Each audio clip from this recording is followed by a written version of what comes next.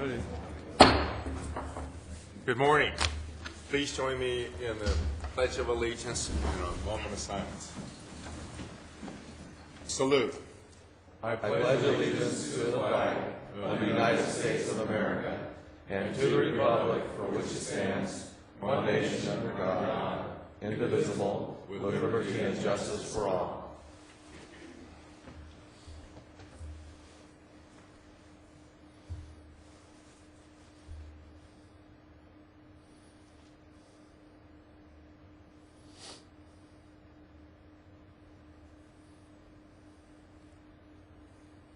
Thank you.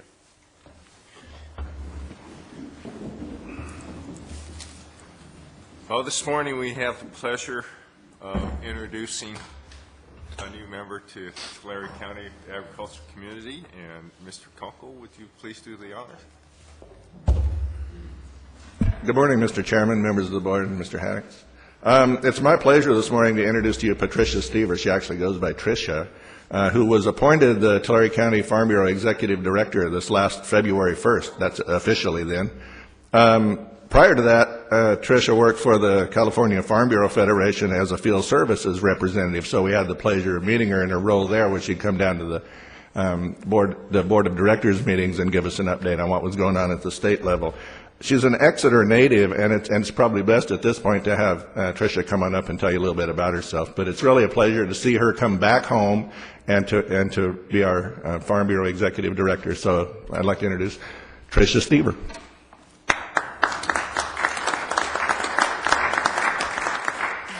Well, good morning, Chairman Ishida and members of the board, and to all of us here today. It is truly an honor to be before you this morning. As Commissioner Kunkel mentioned, I began my tenure 1 month ago, and it's been an exciting and challenging first month. We recognize that this county is such a leader in agriculture, and as such, it's probably going to be out there on the forefront with challenges and opportunities as well. As Commissioner Kunkel mentioned, I'm a proud native from Exeter. I graduated from a small elementary school on the outskirts of town, outside Creek, and went to Exeter High School, was a member of the Exeter 4-H program for 9 years and president of the FFA chapter.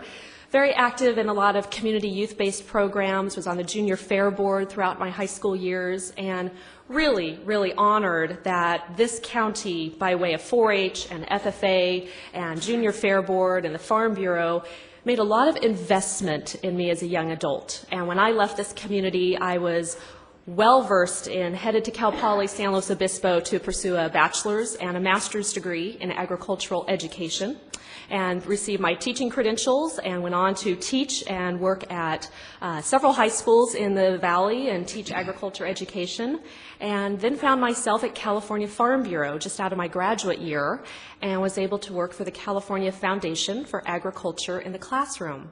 So I was a program director for about 4 years, worked with thousands of educators all across the state, helping advocate for education and awareness about how we grow our food and fiber crops in this state.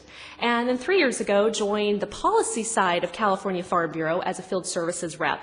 And in that capacity, I worked with 26 county-level farm bureaus to help legislate and push forward good policy, help our grassroots members engage in those discussions, make lobbying trips to Sacramento, communicate information back and forth between the states and the county, or excuse me, the state and the counties.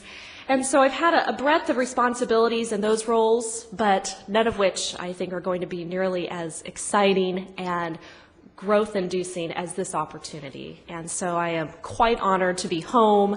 I've presented you with a copy of our plan to protect California family farms. That document is being distributed to our Board of Supervisors and our city councils throughout the state of California. I've enclosed just a few additional literature materials in there for your reading pleasure, since I'm sure you don't have enough to read already. But I certainly welcome you and thank you for all of the time that you spend with Farm Bureau. You're always welcome at our Board of Directors meetings, which are the second Thursday of every month. And I know we'll be working closely together. I've already had the pleasure of getting to meet Jeff and Tracy and several of you in person. And my door is always open. I'm here to learn and be an advocate for agriculture and support you in your mission of keeping agriculture viable in this county for many generations to come. So once again, it's a pleasure to be here, and if you have any questions or comments for me, please let me know. Have you considered getting your master's from my alma mater, Fresno State? Oh, goodness. You know, I think I'm a through and through Mustang. So, but my mother and my sister were both bulldogs, so hopefully that helps. Any questions? Well, welcome. Welcome, yes, thank you. Great. Thank you for your time today. Thank you. You know, it's always great to have our younger people who've gone away to college find their way back to Tulare County. And it's especially gratifying that you were able to find your way back professionally in a relatively short period of time. And I'm sure because of your experience, you'd be a tremendous asset to us in agriculture. So, welcome again. Okay, moving to the consent calendar. On item 7, we need to add the language, approval to authorize the waiver of bid to the resolution on this item so that the purchasing agent can complete the requested transaction. And we need to pull item 10 and consider that separately since Mr. Cox sits on the first 5 commission. Mr. Chairman, if there's no further statements by members, I would move to approve the consent calendar. And I was modifying 7 as indicated and not including item 10. Second. It's been moved and seconded. Please cast your ballot. Motion passes unanimously. Mr. Cox? I just need to recuse myself from this item. As Mr. Cox is leaving the dais, Mr. Chairman, I would move approval of item 10. Second. Been moved and seconded to approve item 10. Please cast your ballot. Item 10 passes unanimously. Mr. Cox? Welcome back. Okay.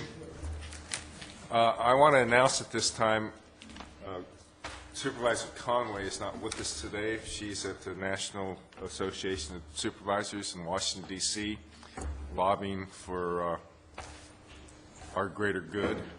So she'll be back with us on the 20th. Moving to item 11.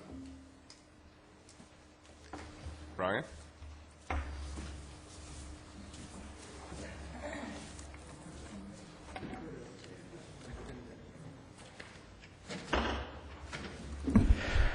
Good afternoon or good morning, Board, CAO, County Council.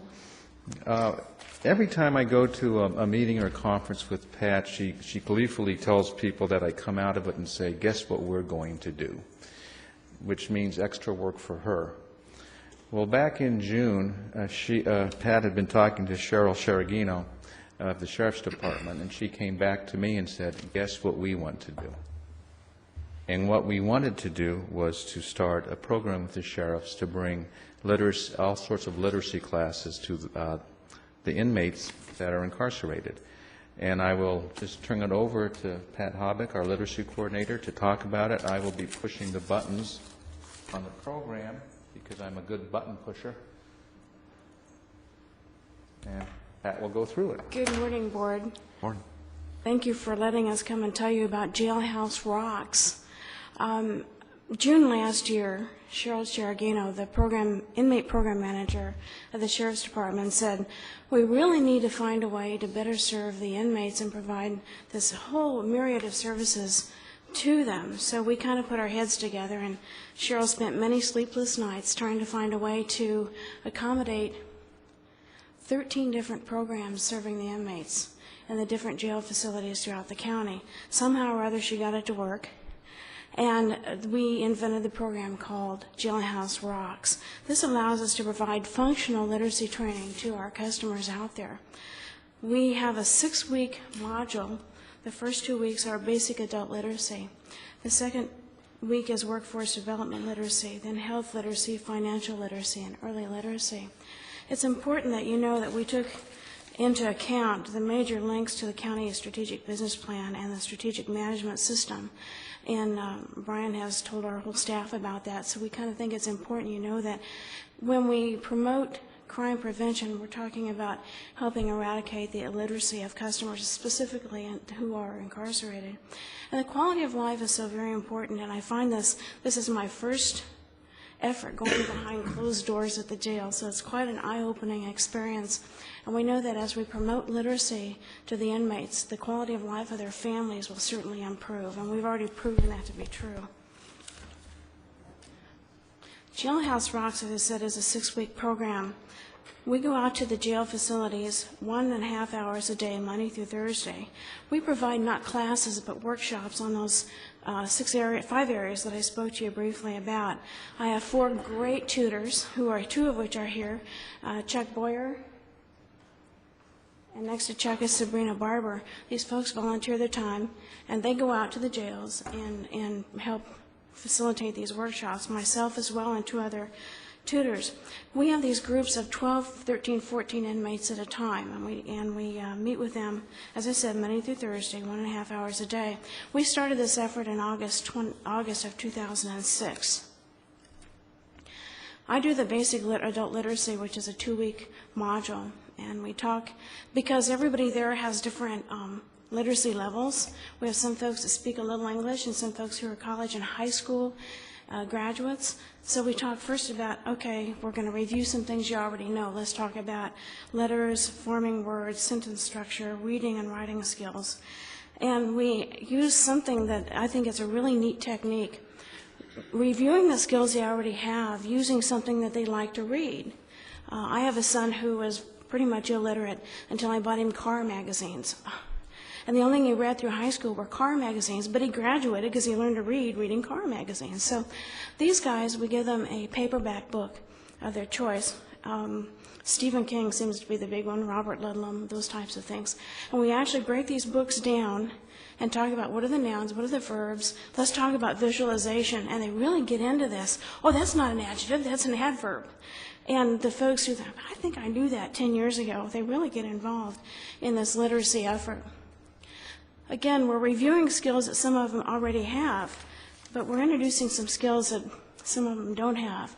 We're also introducing the address of the Literacy Center. It's kind of a joke out there. If you ask any of the 5 classes that we've already held or workshops, what's the address of the Literacy Center, they will tell you it's a corner of Locust and Murray, and that's kind of a quiz we have.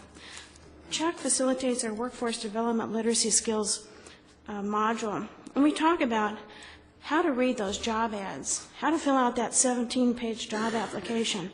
What does this mean? What's this word? How to find a place to work. Where would you really like to work? What's the greatest job you'd like to have? That kind of thing.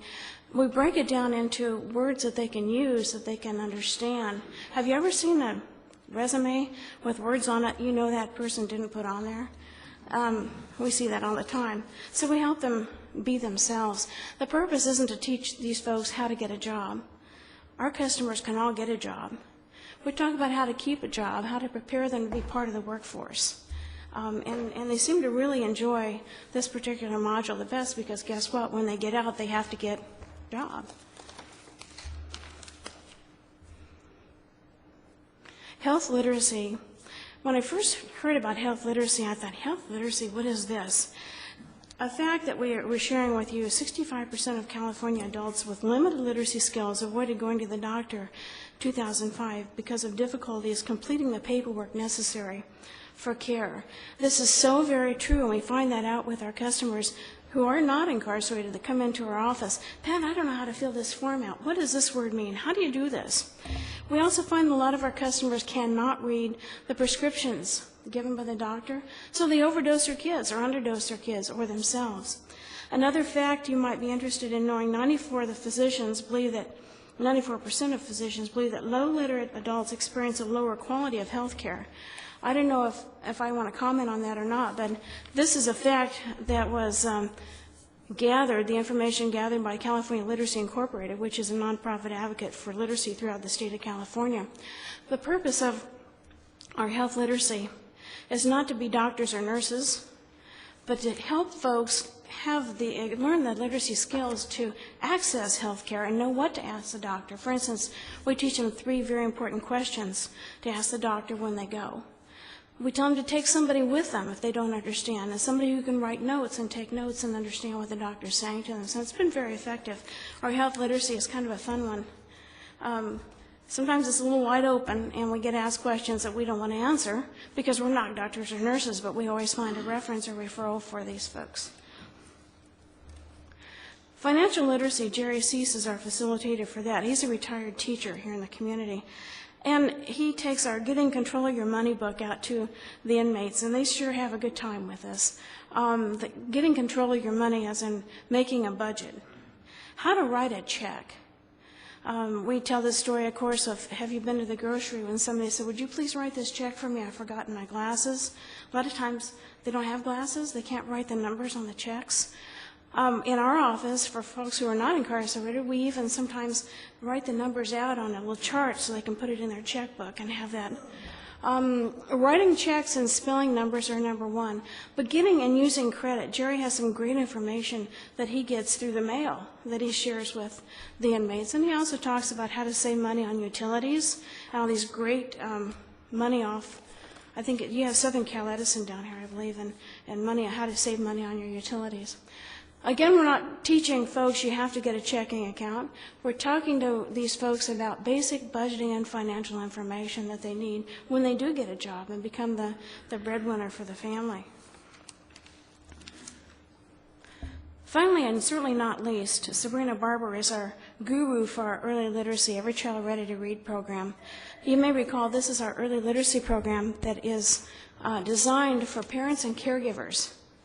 To get their children age 0 to 5 ready to read to go to school. And we have trained over 2,800 parents and caregivers throughout the community. Now we're taking it to our inmates. And this seems to be the favorite workshop because most of these folks have kids, grandkids, nieces, nephews, godchildren. And when we talk to them how they can be the first teacher and be the role model, well, you know, that feels pretty good, and they really enjoy this particular workshop. One of the best examples of this, we did have one customer, we've had a couple of customers who've gotten out of jail and come in and said, I'm here, corner Locust and Murray, like you said. One guy came in 2 weeks ago, he's now working on his GED, but the important thing that happened was he brought his family with him. And he has a little 4-year-old, and he said, you told me you'd give her a book. She walked out there with half a dozen books. And she said, Mom, look, Dad, look, and she had books. So this seems to work. We at least got through to him. In the end, I guess I want to tell you that we're encouraging learners who are currently incarcerated to move ahead with their lives and move into the literacy world so they can get a better job and be the role model for their kids, neighbor kids, grandkids, whatever that might be. And, of course, break that 41% adult illiteracy cycle. Early results, we have, as I said, 4 tutors and myself. We've trained 53 inmates. Some got out early, and we've had one who came, he wanted to do his community service with us and be a tutor. He hasn't started yet, but that's what his goal is to be. Young lady stopped by and said, be sure and thank Chuck for helping with my resume. I got a job. In actuality, we found out that she was interviewed and right away got the job. And as I said, we just had a guy come in 2 weeks ago, and he's working on his GED. So, you know, it's one person at a time, and that's all we can ask for.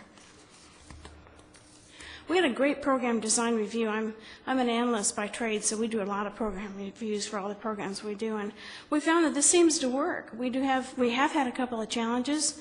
Again, this is the first time for most of us being over in the jail, and that's quite a challenge in itself. But Cheryl and her team have just backed us up like it's unbelievable how much support we've gotten from them. Motivation of the inmates to learn is a key factor in this because, you know, this lifelong learning thing, that's kind of what we're all about. Do you have any questions that I can answer about our Jailhouse Rocks before Cheryl and Captain Williams come and visit with you? I was curious if you could give us a brief distinction between a workshop versus a class. You referred to this, these are not classes, they're workshops. You know, and thank you. This is kind of Patty's assessment here. I think in my mind a workshop is more interactive. These folks actually get involved in what we're doing. We give everybody a free dictionary that was donated from San Joaquin Valley College to all of our customers. They actually get into the dictionary and it's more hands-on. A class I see is more structured. I'm not adverse to going off on a tangent. For instance, I use the Reader's Digest, page 52, and those stupid words that, you know. And we came up with one that wasn't in the dictionary. We spent a whole hour trying to figure out what this word meant. So it's kind of less structured, I think, a workshop than a class. Sounds like a good program to me. It's a lot of fun. You can keep them from going back. I know that's the key to the whole process is to educate these people and keep them in school to start with. And for the ones that fall out, maybe we can keep them from going back. It's the goal, sir. One person at a time.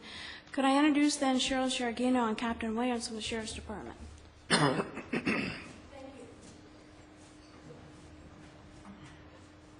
Argue arm wrestle, see who's going to go first. I'm Cheryl Shargino, the Inmate Programs Manager. Thank you for the opportunity. Brian, thank you. Pat has been praising us for all we do, but it's been a great partnership, and I think that that's one of the things that I really want to come in initially and say that this is what I think the county's goal was for the agencies to work together and to unite and come together and focus on your strategic plan. So that has been great, and it's been a lot of fun putting this program together.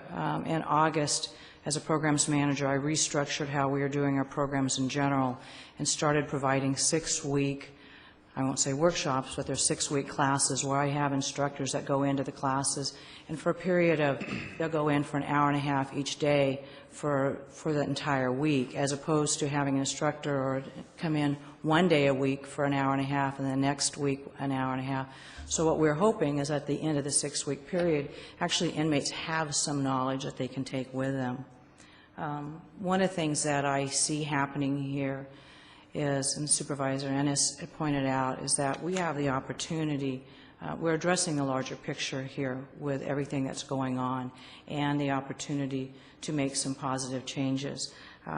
One of the mission statement for my programs division is providing choices for positive lifestyle changes. I think that's all we can do.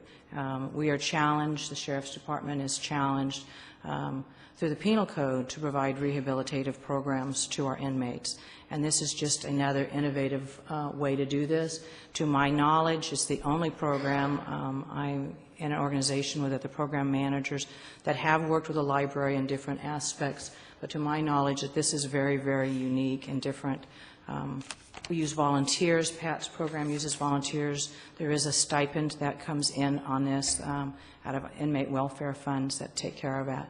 And I think one of the things that that really strikes me with the volunteers and the classes that are being provided in this particular is they have an adjoining classroom to my office, and it's not usual for us to hear laughter coming out of our classes. We are, this is a jail facility, and they're inmates and we're not supposed to have fun. But I think one of the things that really happens is that the inmates are enjoying this class. They're having fun, and with laughter comes open minds, and with open minds comes the ability for some positive lifetime changes and choices. So, my thank you to the library for that. Mr. Chairman and members of the board, appreciate the opportunity to address you for just a couple of minutes here for Sheriff Whitman, and we appreciate the partnership that Cheryl and Pat have put together. I think there's a couple of important points to note here. Number one is that the influence of the county strategic plan, and I appreciate the board's leadership in development of the strategic plan that has allowed us to look outside the department to develop these partnerships and to do it in such a way that that we can try to attack the crime problem from a different direction. And number two, I think it's kind of interesting to look at the governor's plan to address state prison overcrowding is to, in fact, provide community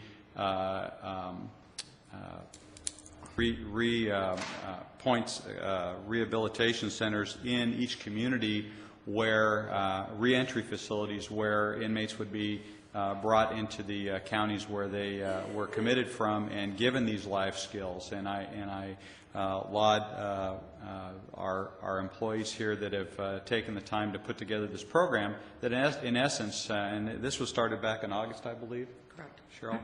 And put this together that basically utilizes that same formula to try to teach life skills to these people so that they can be successful when they go back out on the street and reduce the recidivism rate and reduce the expenditure of county funds in housing these people. We know that housing criminals doesn't work, and so this is a step in the right direction.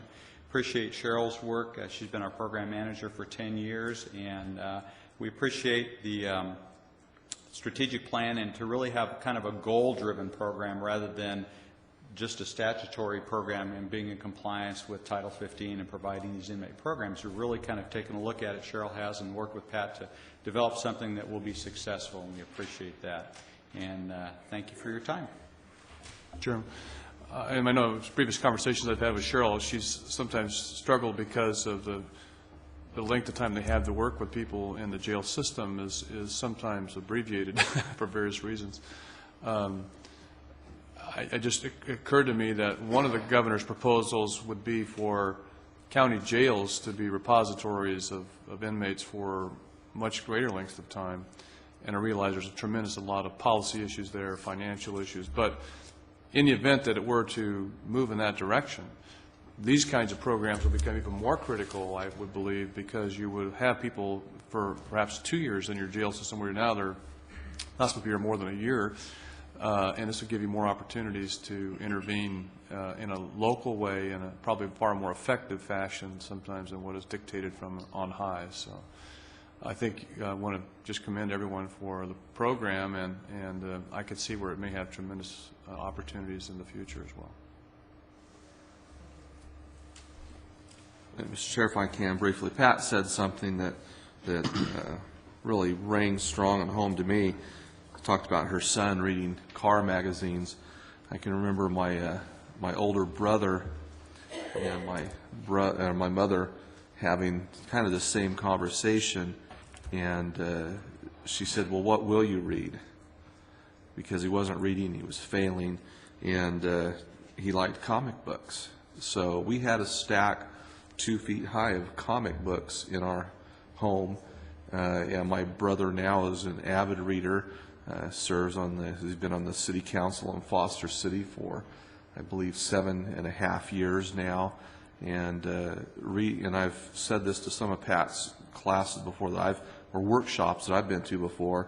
Reading is power, and reading empowers people to do things in their lives that they wouldn't be able to do if they can't read. So programs like this are critical for the people that have the lack of reading skills.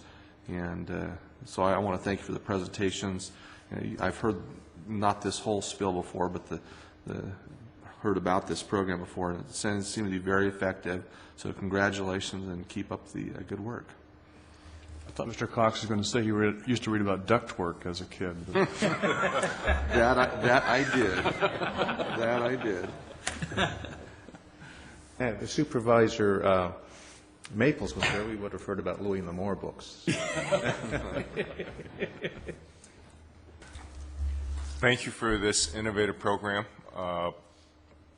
As we address criminal activity and how we treat or incarcerate or rehabilitate, this is probably one of the most basic steps and a sound approach to achieving the goals that we need to achieve.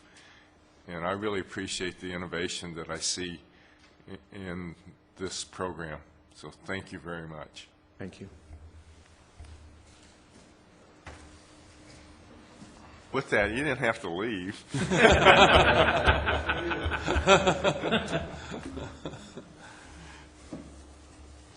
Moving to item 12.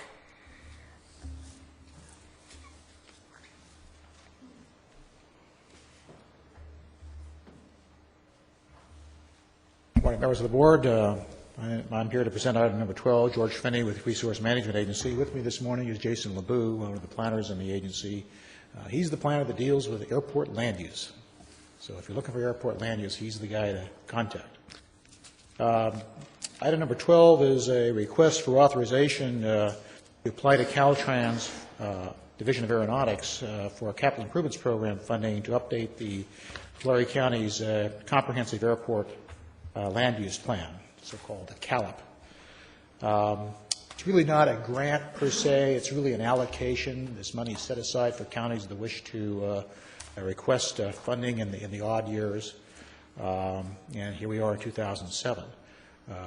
The county's Airport Land Use Commission, which as you know is the planning commission modified with 2 additional members, has expressed an interest and has initiated moving forward to do a major update of the comprehensive airport land use plan, the CALIP. Our CALIP was last looked at in a significant way in 1992, so we have a 15-year-old plan. Practically every city, municipal airport in the county has done new master plans since then with new airport zones that they recommend around their airports that have not been incorporated in the plan. I would say that's the major need for the update at this time. And also the timing is good because, as you know, we're in the process of completing our general plan update, and the CALIP is a major feature, I think, for the safety element of that plan. So, as noted in the agenda item, the allocation that we're requesting is $240,000. There will be a 10% match, but that match will come from TK. I don't think that was in the agenda item, but TK is intending to put money in its overall work program for next year to supply the match. It says it's going to come, it says it's going to come from the RMA long-range planning. It'll be transferred to that unit. That's right, the budget line. Any questions? The tough questions go to Jason. If I can, Mr. Chair, I see a 13, 15-year-old plan. How often do you typically update these? But we haven't been in a position to update it. We updated, did a quick one amendment in 1994, and that's the last amendment we've done to it. Typically, do you update them every 5 years, 10 years? That would be our goal, is to look at them on a 5-year basis. 5-year basis. They're 20-year forecasts, so that each plan is supposed to have a 20-year forecast for aeronautical uses, and this is guided by the airport master plans. The California Public Utilities Code, State Aeronautics Act, requires us ALUX to utilize the master plans in preparing updates to the CALIP. Thank you. I don't even want to think how old Jason was when this last was done. Or if he was even here. He's young enough that he'll be here for the next. I think he's over 15 years old. Any other questions? No. Entertain a motion. Motion to approve. Second. Been moved and seconded. Please cast your vote. Motion carries unanimously. Thank you very much. And moving on to item 13, public comments.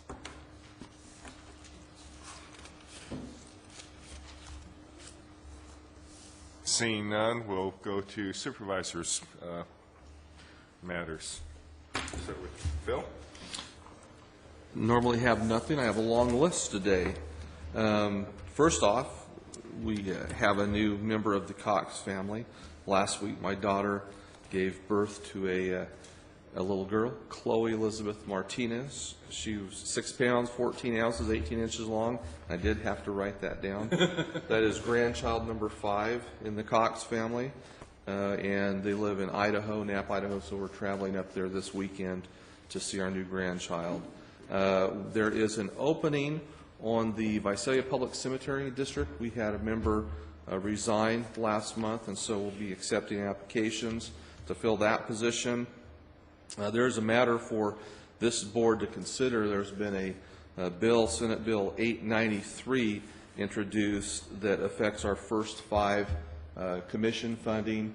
It would actually divert 100% of the monies away from local commissions and put the money into health programs. So we're asking this board to oppose this legislation that would, right now we have 50% of the money dedicated for health care in our budget of the first 5 commission, and with the flexibility that Prop 10 offers, we're able to do a lot of good things in the community with those monies, and this would actually take 100% of the money out of the local commission's hands. It would get rid of the local commissions and put the money into the state.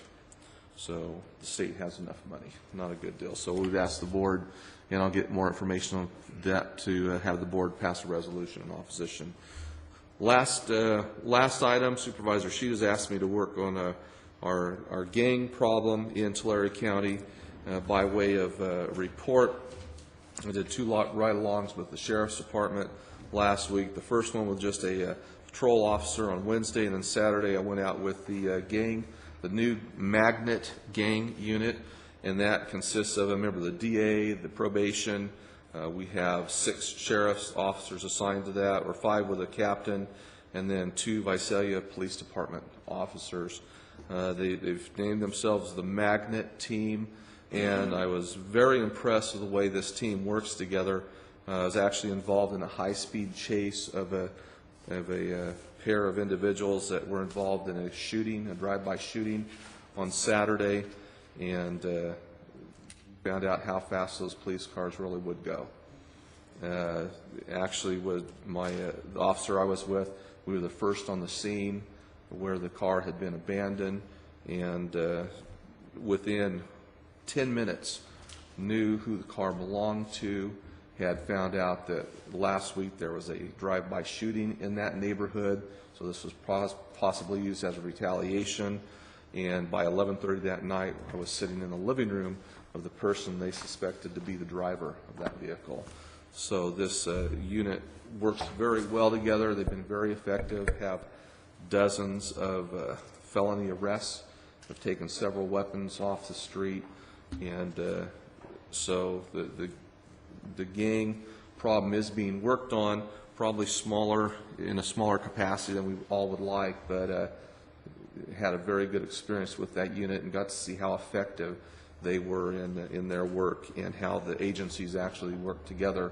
It was interesting to see as we're out in your district, Supervisor, out in Traver, the officers that were familiar with that area took over the unit. When we moved into Cutler Rossi, the officers that were familiar with that area took over. When we moved in Visalia, the Visalia PD officer took over.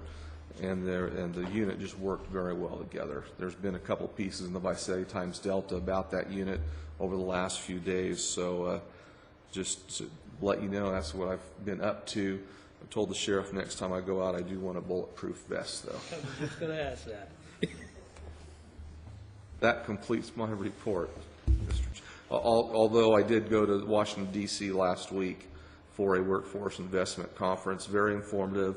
There was the last seminar of the entire conference was on finding additional funding for the WIBs, and we came up with a lot of good ideas, and I actually ordered literature from that conference that talks about creative ways of coming up with funding to support your federal WIB money. So very good conference. Is that enough?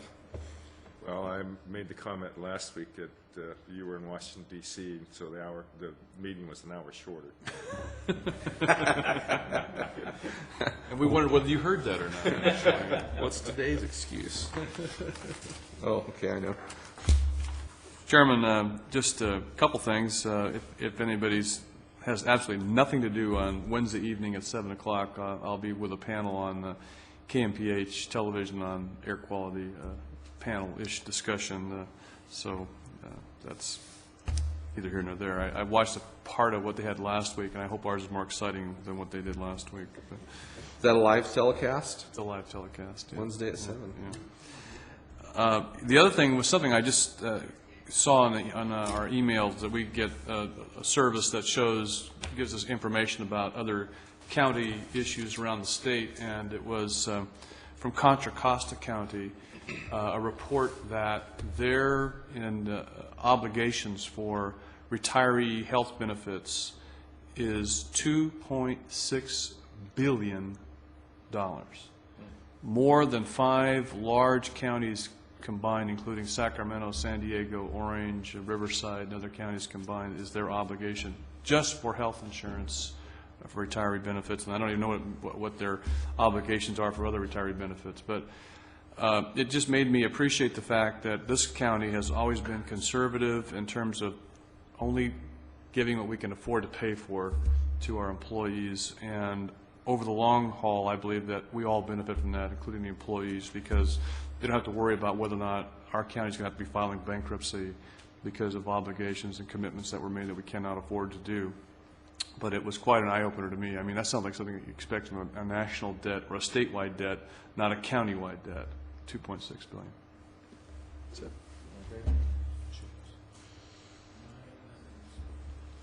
Well, after poking fun at Supervisor Cox, my report's a little bit long, too. Last week, I went to Washington, D.C. I spent a day and a half in Washington, D.C. to testify in front of the House Subcommittee on Power and Water and Power, about the impacts of the San Joaquin water settlement.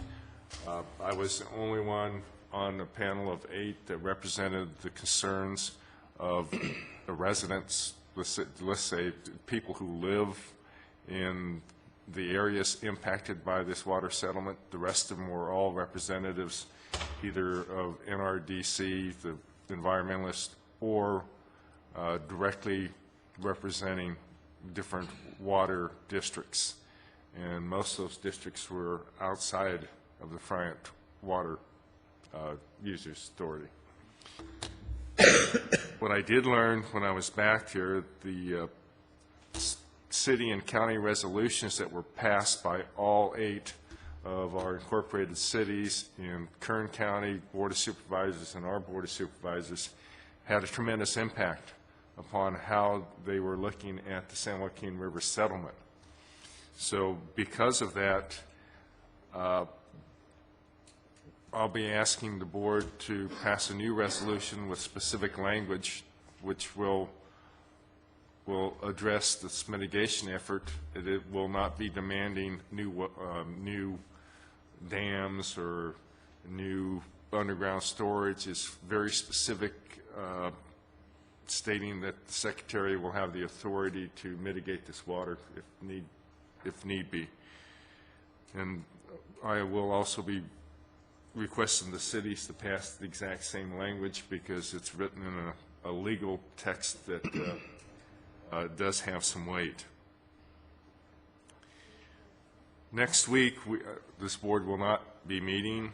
The reason we're not meeting is a couple of us, board members, were scheduled to be in Washington, D.C. with the Tulare County Association of Governments, and we're going back as Tulare County Association of Governments to lobby for roads to help our infrastructure. This week, Supervisor Ennis and I will be traveling to Stockton to attend a meeting on flood control from Proposition 84. And on Friday, we will be attending a meeting about regional water planning. I believe if we had a regional water plan in place a couple of years ago, that we would have a lot easier time with our desires to mitigate the loss of surface water from the San Joaquin River, because we'd have had a lot more information.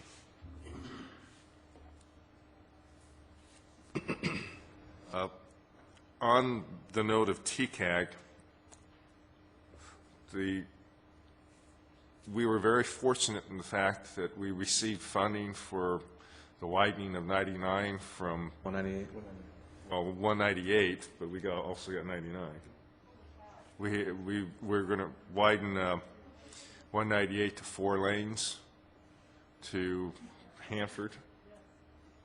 We were fortunate because we had done the basic work to where we could be able to start construction and finish the project in a short period of time. And that's what the state and federal government's looking at. They're looking at projects that are well on its way to where they know that the money they set aside will be spent and the project will be finished in a relatively short period of time. So it really points to why we need to be prepared and plan ahead for any of the expansion programs we have in the county, be it public roads or sewers or whatever, just basic infrastructure. Our next meeting will be March 20th, and come early. It's going to be a full house. And with that, that's the end of my report. And County Council, do we have reason for closed session? Yes, Mr. Chairman, we do. Items A through G is noted on your closed session agenda. I do anticipate it in there. Thank you. We'll see you the 20th.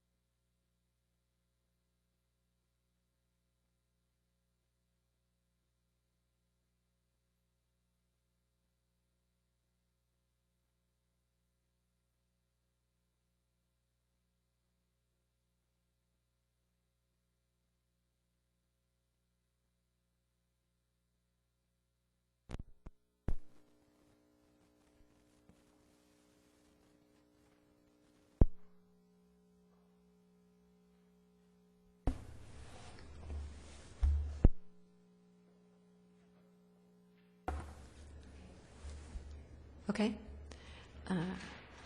Reporting out from closed session today, Tuesday, March 6, 2007, Kathleen Bales Lang, County Council reporting.